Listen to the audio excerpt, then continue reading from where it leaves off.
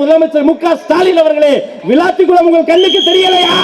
விளாத்திக்குளம்ல plus 2 படிக்கிற என்னுடைய தங்கச்சி இரவு நேரத்தில் கடிப்பட வசதி இல்லாம அப்படி ஒதுக்கப்பட்ட தங்கச்சியை காணோம். 2 பேருக்கு தான் போட்டி. ஒன்னு லலிதா ஜுவல்லரி ஓனர், இன்னொரு மாண்புமிகு முதல்வர்.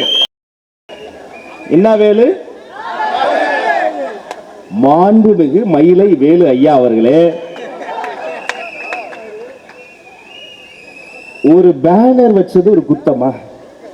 ஒரு வெற்றி தலைவர் தளபதி போட்டோ போட்டுமா? நம்ம பசங்க ஒரு பிளக்ஸ் பேனர் வச்சாங்க. அந்த பிளக்ஸ் பேனர் வச்ச பையன் தம்பி அன்பழகன், அவனை கூப்பிட்டு மிரட்டி அடிச்சு அடிக்காயம் வாங்கினா பாருங்க அன்பழகன். அவனுக்கு அவசரம் அவரை கூட்டிக் கொண்டு நம்முடைய தம்பிகளாம் போய் சட்டப்படி எந்த ஒரு விஷயத்தையும் சட்டப்படி அணுகக்கூடிய கட்சி தமிழக வெற்றி கழகம். காவல் நிலையத்துக்கு போய் எங்க நிக்கிற அன்பழகன், வாடா செல்லகுடி, வாடா மேடைக்கு, வாடா வா மேல வா. 125 மேற்கு வட்டம் அன்பு தம்பி அன்பழகனை மேல அனுப்புங்க.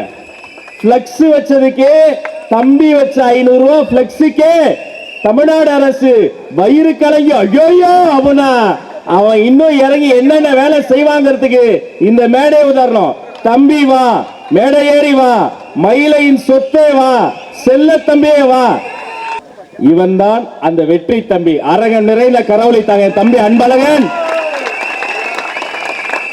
கழக மாவட்ட செயலாளர்களின் பொற்கரங்களால் தம்பி அன்பழகனை பாராட்டி பொன்னாடை போற்றி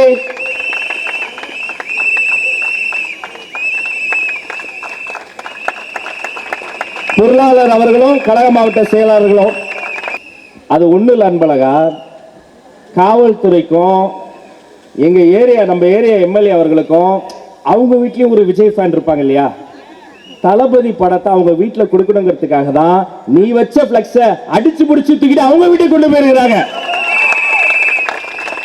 அடுத்த முறை 5 பிளக்ஸா அடிச்சு அண்ணன் வீட்டுக்கே கொண்டு போய் டெலிவரி செய்ய முடியும். அன்போடு உங்களை கேட்டுக்கொண்டு வாழ்த்துக்கிறோம். என்னையா இன்னும் எஃப்ஐஆர் கூட போடலையா? அடி வாங்கின புள்ள அமைதியா நிக்கிறான். நீ ஒரு பிளக்ஸ் வச்சதுக்கு கூப்பிட்டு அடிச்சுனா ஏரியா முழுக்க 1000 பிளக்ஸ் சிரிச்சுக்கிட்டே வந்து என் தம்பி. அதான் தமிழக வெற்றி கழகம். மக்கள் பிரச்சனையை சொல்லணும். அதான் சொன்னாப்ல என்னுடைய அன்பு சகோதரர் பிரசாந்த், ரோடு போடும்போது அவசரமா போட்டாங்க, அதுல பள்ளம் வந்துருச்சு எப்படி நீங்க சொல்லுவீங்க? உண்மையில வருத்தம் பாடுங்க, அப்படி சொல்லக்கூடாது. இதே ஒரு நடுநிலையாளரை கேளுங்க, அரசியல் விமர்சகரை கேளுங்க, என்ன சார் மயிலாப்பூர்ல ரோட்டுக்கு நடுவே பள்ளம், அப்படி சொல்லாதீங்க. அப்புறம் அது பள்ளம் கிடையாது, அது நவீன மழைநீர் சேகரிப்பு திட்டம். மாத்தீங்க.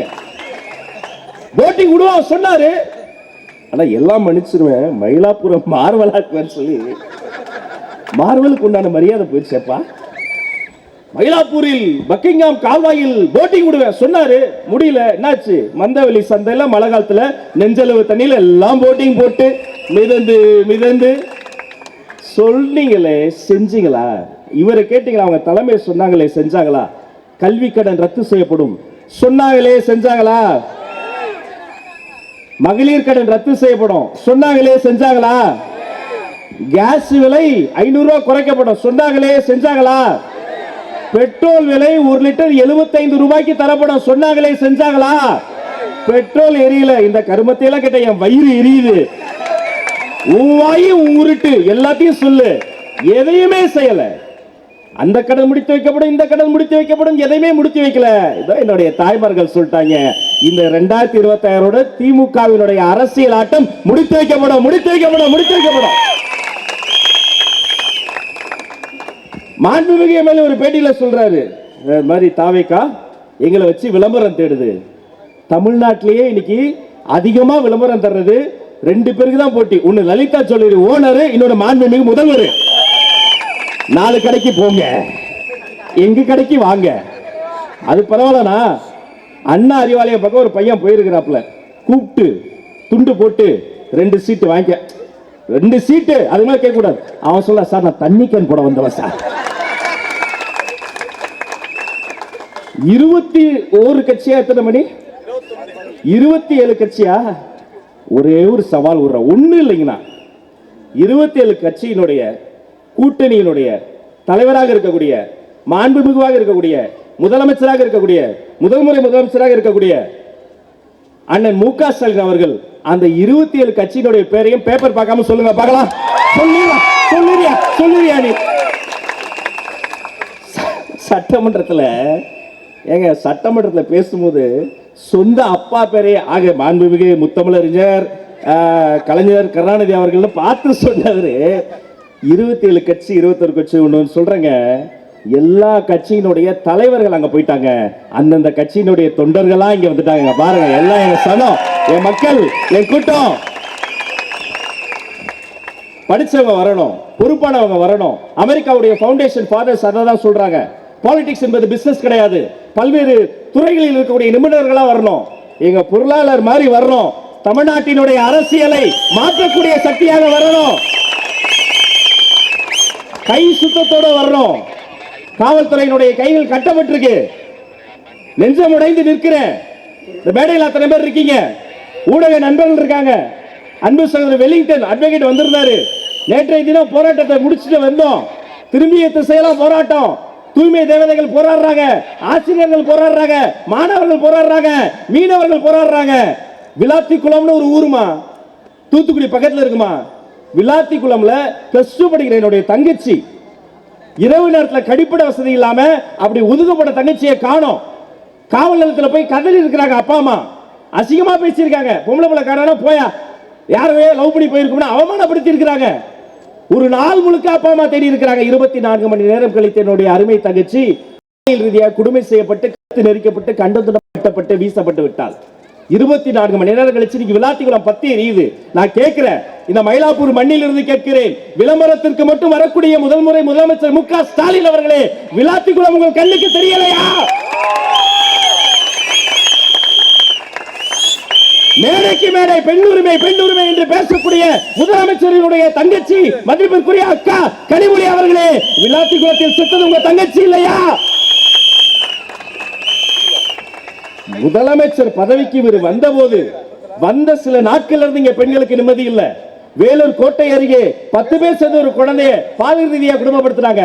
அண்ணா பல்கலைக்கழகத்திலே எல்லாருக்கும் நான் சீட்டு கொடுப்பேன். தாமன் எனக்கே சீட்டு கொடுத்தாரு பாத்தீங்களா? ஒரு நிமிடத்தில் எனது பேச்சை நிறைவு செய்வேன் என்பதை உறுதியாக கூறிக்கொண்டு, நேரத்தின் அருமை கருதி பெண்களுக்கும் ஆண்களுக்கும் குழந்தைகளுக்கும் பெரியோர்களுக்கும் தாய்மார்களுக்கும் பாதுகாப்பை உறுதி செய்யக்கூடியவர்களை தமிழக வெற்றி கழகத்தினுடைய வெற்றி தலைவராக இருக்கார் பாருங்க, நம்முடைய தர்மத்தாயின் தவ புதல்வர். அவர் கை காட்டக்கூடியவர்களை, அவர் சொல்லக்கூடியவர்களை, அவர் திருவாயால் அறிவிக்கக்கூடியவர்களை, அவருக்கு அன்பானவர்களை, மயிலை மக்களே பொன்னான வாய்ப்பு வந்திருக்குமா? இந்த பாருங்க, கோயில் கோபுரத்துல பக்கத்துல வச்சு நான் கையெடுத்து கும்பிட்டு கேட்டுக்கிறேன், அந்த சாமியே அடையாளம் காட்டுதுமா?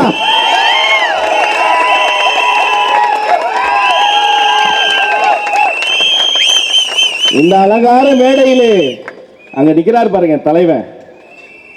விளம்பர மாடல் கிடையாதுங்க. பாடுகிறேன் பாமணக்கும், பாடும்போது நாவினிக்கும், நாடகம் புகழ்மணக்கும், தளபதினு சொல்லும் போதே நாவினிக்கும். வெற்றி தலைவரினுடைய திருமுகத்தை காமிச்சு அவருக்கு பின்னாடி இருக்கு பாருங்க.